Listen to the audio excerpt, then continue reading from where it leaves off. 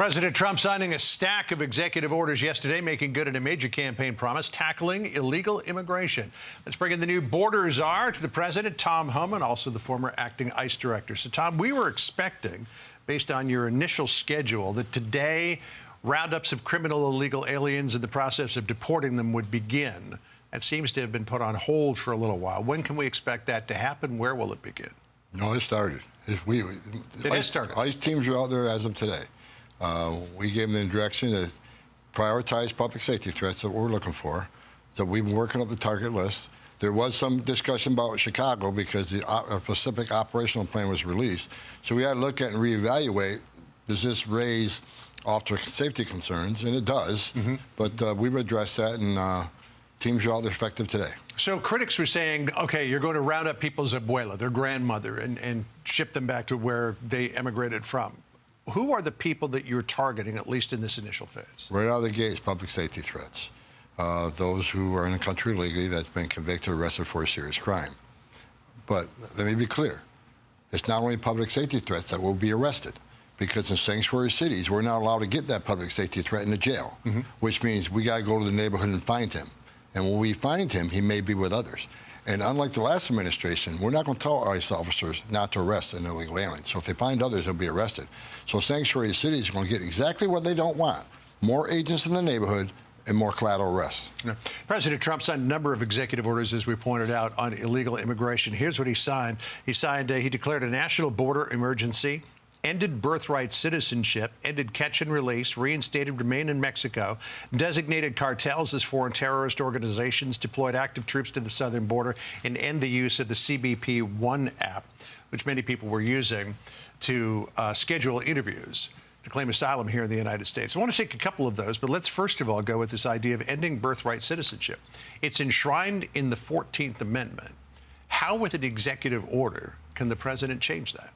Well, first of all, President Trump's a game changer. Every one of the executive orders we worked on, and these are game changers. This is going to give us the most secure border in my lifetime. So great for him to do that. Birthright citizenship is a major driver of illegal immigration. I know I've done this for over 3 decades. One of the first things an illegal alien does when they get here is get birth to U.S. citizen child, because I think that makes him immune from our laws, right?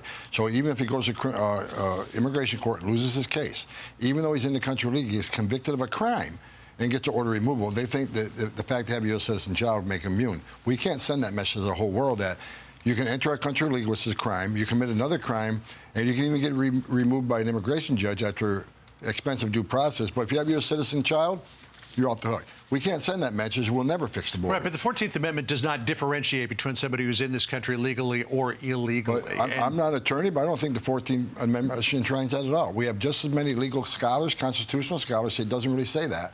So what President Trump is taking that action, we'll let Supreme Court decide that. Well, it's definitely going to go to the Supreme Court. I don't think there's any question of that. Designating the cartels in Mexico and elsewhere as foreign terrorist organizations. This is something that previous administrations have resisted doing because of the potential impact with the Mexican government. What tools does that give you that you don't have now to go after these cartels? Well, first of all, I've been pushing for this for a long time because these terrorist the criminal cartels in Mexico have killed more Americans than every terrorist organization in the world combined, right? Record number of sex trafficking women and children, but the drugs, the fentanyl, has killed over 250,000 Americans. So they need to be terrorist organizations. But that puts a whole weight of the United States government on them. Not only are we just going to, deal with the operations of Mexico, but the Jalisco cartels in 43 countries around the world. So we'll work with other world leaders to attack this cartel all over the world and bring them to their knees. It has to be done. So we've got some more violence, this time on the northern border. Border Patrol agent David Malan was killed.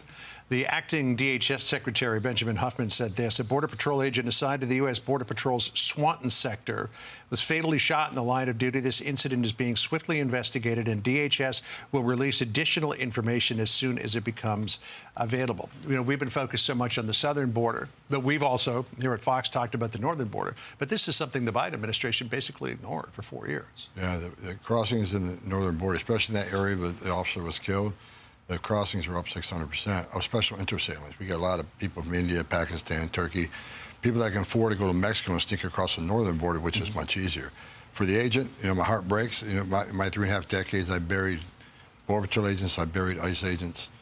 and it's a sad day for all of us. And so, God bless his family, and we'll help them through that. But a terrible northern border is not going to be underlooked by the Trump administration. We realize they're understaffed. We realize that the numbers are up 600%. So we're going to address that along the southwest border. Right, and we'll be talking with Paul Perez, the head of the National Border Patrol Council, about that as well. He was one of Halen was one of his members. So let me just come back to where we started. So roundups are happening today. Can you tell us where and how many people? Not roundups.